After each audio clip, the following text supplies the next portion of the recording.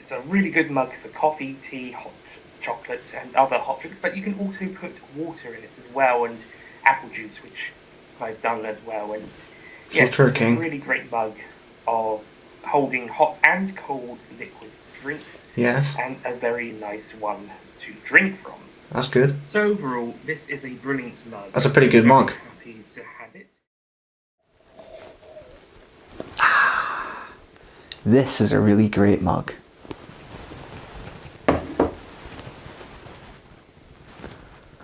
Wait a minute. Wasn't I supposed to be reviewing this season's finale?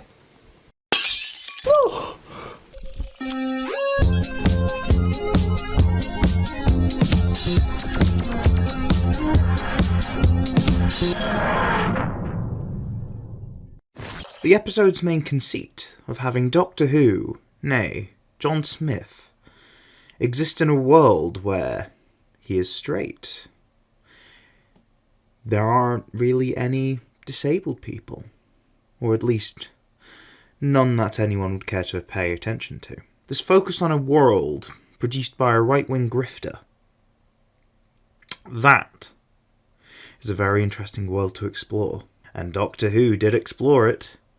Oh yes, they did. Enough of it was explored to satisfy everyone's curiosity. Unless, of course, people yearn for more. But we all must be grateful for what we get. Wishworld was certainly an episode of Doctor Who, and I don't say that to be derogatory, because this episode certainly does a lot of things I enjoy. However, when it comes to its overall presentation, I have a harder time getting on board. This episode is bonkers, and I really didn't know how to feel about it on an initial viewing. There are a lot of plates spinning, and I'll be interested to see how they wrap everything up in the finale. But let's get into the Wishworld itself. A dystopian 50s reality created on one man's wish to go back to the way things used to be.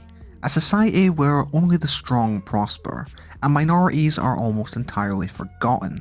A world where traditional family values are prioritised, and that's something that comes back into play later. It's a truly fascinating concept, and I love these types of episodes that place the Doctor and companion into these unique situations where not even the audience fully know what's going on, coming across as a blend of stories like Human Nature or The Lie of the Land. The episode starts out with the Rani going back to 1865 Bavaria, where she steals a baby, Desiderium, on a mission to obtain the God of Wishes. As a sequence, I thought this looked incredible, presenting what is essentially the Rani massacring an entire family in the most PG way they could get away with. It's this type of fun creativity, which is why I come to this show. Also, the dad character is useless. This bitch has just killed your wife, has your baby, and you're just standing there like a spare tire? Anyway, the Rani makes a wish and the madness begins. Talking about wishes, we don't really know the extent of the power that these wishes hold, but it has to be a lot if the Rani can rewrite history as well as pull both the Doctor and Belinda from the TARDIS and place them inside of this world like pieces on a chessboard. The peek behind the curtain that we see, in perhaps not an Emerald City but an Ivory Tower, where we see the Rani, Conrad and Desiderium, all exist in an ecosystem with these beings that detect doubt. All of this makes for fantastic imagery. All of this makes for some fantastic character work.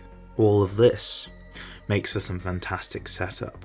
So, I didn't get a chance to speak about this last episode, but my god, what a dreadful reveal that was. Not because it was predictable, but seriously, a mystery that you've been building up to for over 2 years, concluding in a mid-credit sequence, where the titular mystery character reveals themselves to two one-off characters who don't know what a Rani is, doesn't work for me. Why is this here? Also, just as a scene by itself, this looks like it could have been taken from the Surgeon Adventures.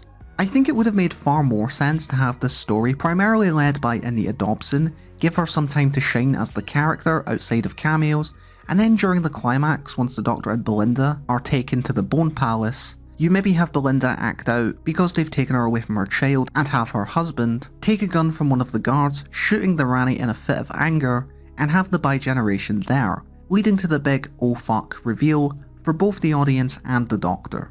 Side note, I don't like bi-generation. Now, I didn't mind it in the giggle, not only as a way of giving us a multi-Doctor story for the 60th, but as a narrative reason to retire the show's past, literally parking the last 60 years on Earth so we can move ahead. A bit contrived, I know, but I like that idea, and it was treated there as this rare, one-off thing. So for it to just happen to the next Time Lord character we see 2 years on for the sake of a two Rannies joke, I'm not a fan. Well, yes, Doctor Who decided to have so many characters. It must also be noted that each character served function. John and Belinda Smith, for example. They existed to really showcase the world from their point of view. Their daughter Poppy, being the constant reminder that no one really notices that this world is not right.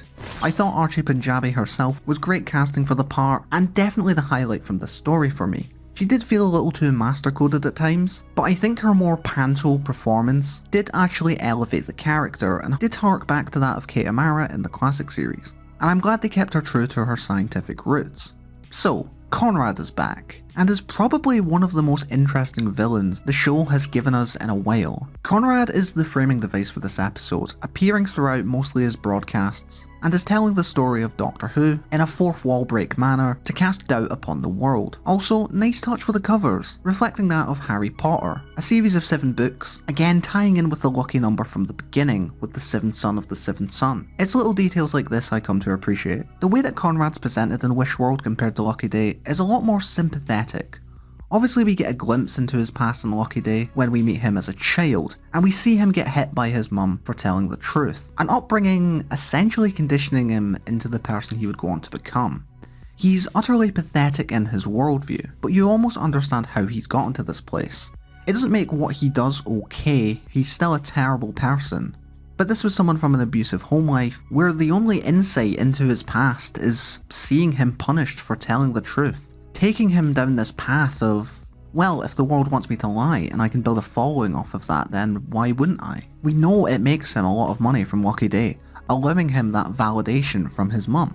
Because boiling it down, that's all it's about for him. Getting validation, and we see that here when he's opening up to Mrs. Flood, in a moment of vulnerability when he hugs her. Every character has a purpose. Mel existing to showcase Conrad's view of women. Kate existing to showcase Conrad's view of bosses. Colonel Ibrahim existing to show Conrad's view of homosexuality. But yeah, back to the action. Just when you think things couldn't get any worse for the Doctor, no other than Omega is revealed, as the Ranni sets out to bring him back to rebuild Gallifrey. Yeah, I don't really have anything to say on this cliffhanger. It's sort of just the Sutek reveal again, and we all know how that went, so yeah. But getting onto some other things, this is a weird episode for me to talk about, because I've known details from this story for well over a year now. As you know, fellow YouTuber and personal friend Theres cameos in this episode. And fun piece of trivia for you, we were both sitting in a Costa in Cardiff together when he got that call asking him to be in it, and it was a pretty insane moment to be in on from the beginning. I think knowing details about Conrad and his character before going into Lucky Day hit a lot harder with me when I knew where they were going. Speaking of that scene itself, I think everything with Shirley starts out really good, but fizzles away as we go along. There's a lot of talk about getting into the tower and taking down God, but the last time we see them or they're really pushing forward, they're just sort of looking at an iPad outside, and it's a bit of a shame. I would have at least liked to have seen them attempt or make an advancement before reality collapses around them. We see Jonathan Groff show up again on a green screen, so I'm just going to assume that Rogue's cameo was part of the Ranni's trap to cause the Doctor to doubt, because I don't know how else that, one, he knows what's going on here, but also, how did he record and send this message? Apparently this scene was recorded at the same time as they shot Rogue, which fascinates me because why does it look like that? I get that it's just a little one-off scene, but I've seen fan films with better green screen than this. Initially when watching with all of the rumours with Shooty leaving, I thought, okay, they filmed this a little bit last minute so they can have Rogue show up because we're not going to be able to wrap up the Doctor and Rogue storyline. But that isn't the case, it just kind of exists. One may fear that the reality war may introduce some other stuff. Omega's returning. Perhaps Susan's returning. Some even theorise that Missy is returning and will bi-generate into the Master. And since we saw Rogue's cameo, may he return as well? Everything is said to be wrapped up. I admit, hopefully, You know, it's like in an hour. That's a lot to do in an hour, I admit. I just enjoyed the episode quite a bit. Did a lot of what I liked. I liked how Varys was in it. Yeah, as part 1's go, it's decent. Unlike with The Legend of Ruby Sunday last year, there's a lot to sink your teeth into. I loved the WandaVision style world we're placed into. There were epic bone creatures who roam the planet. Why? No idea, but they look cool. The two Ranis make for a fun dynamic, and the character of Conrad and how he's being used is going in a really interesting direction for me. The way that this episode approaches its themes, in traditional values, family, and the mystery of Poppy, does enough to hook me in to know what comes next. I'm a little hesitant with the return of Omega, but as long as it pays everything off in a satisfying way, then we could be onto a really solid series of Doctor Who. And I can't see anything going wrong there.